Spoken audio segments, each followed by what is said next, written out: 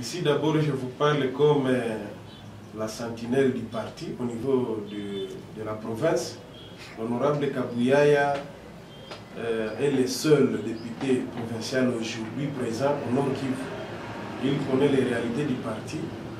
Et nous avons ouï dire qu'il y a un document qui circule sur les réseaux sociaux faisant état d'exclusion de certains membres du parti. Nous, on ne comprend pas c'est quoi ces documents-là. Les gens doivent retenir que au mois de juillet de cette année, il y a eu une pétition qui a été adressée au président fédéral du Nord Kivu. Nous avons été témoins de cette pétition. Même le président national a été pris à témoin dans cette pétition-là. Il y avait certains griefs qui étaient formulés à l'encontre du fédéral. On lui reprochait qu'il n'a pas un bureau parce que jusqu'à aujourd'hui, vous cherchez le bureau de l'IDCF, vous risquez de manquer ou les localiser.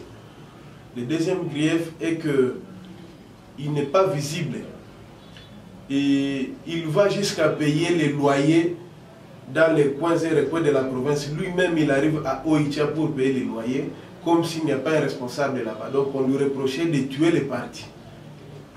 Le troisième grief, c'était qu'il était en train d'encourager tout le monde qui pouvait insulter les élus du parti. Donc il entretenait un conflit au niveau du parti.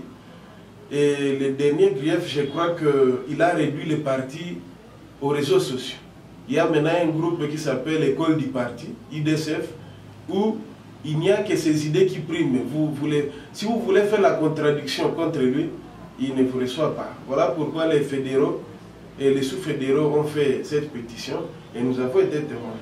On a entendu qu'il organise le conseil fédéral. Ça veut dire que tous les sous-fédéraux devaient arriver à Goma pour remettre de l'ordre dans la famille. Cela n'a pas été fait. Malheureusement et curieusement, il s'est retrouvé à Kirumba. C'était le 8 septembre, où il est allé jusqu'à proférer des imputations dommageables contre les honorables Kabouyaya et l'honorable Lusenge. C'est ainsi que les sous-fédéraux se sont dit que ça ne va pas, il faut se rencontrer à Goma. Ils ont sollicité même le représentant légal de la CBCA pour faire la médiation. Et le fédéral, M. Katavo, a accepté qu'une réunion soit organisée avec les sous-fédéraux. C'est la réunion du 15 novembre dernier qui a été voulue par lui-même. Il a invité les sous-fédéraux. Les sous-fédéraux sont arrivés tous à Goma, mais il les a bafoués, il ne s'est pas présenté à la réunion. C'est ainsi qu'ils ont décidé de les désavouer pour mettre M. Simo Kanduki Zambi à la tête de la fédération pour réorganiser les partis. Alors nous sommes surpris par un document qui ressemble à un tract parce que non signé. Cette signature-là, ce n'est pas la signature du président national. Le président national, depuis qu'il a échoué aux élections sénatoriales, il s'est tué, il est allé à Kim. Et il ne répond même pas aux appels. Il ne signe rien. Aujourd'hui, on vous amène un document avec un cachet numérisé. On dit que c'est une décision d'exclusion. Nous, on ne connaît pas ça. On attend que les concernés viennent notifier parce que les sous-fédéraux restent toujours unis. Ils gardent leur fédération. Nous sommes un parti fédéral. Le comité national ou le président national n'a rien à faire dans l'organisation de la fédération, dans les réunions de la fédération. La fédération est libre. Alors nous attendons qu'on nous amène une notification, peut-être que ça sera aussi un faux. On ne se tiraille pas. Le problème, c'est que l'UDCF est victime d'un certain banditisme de certains membres qui ont déjà goûté les mamelles d'autres partis. Il y a maintenant des membres aujourd'hui qui portent les insignes ou les effigies de l'UDPS, les autres sont à l'ECD, et ils veulent tuer les partis. Ils veulent que la famille finisse par ici. C'est ainsi qu'ils se sont engagés à attaquer les partis.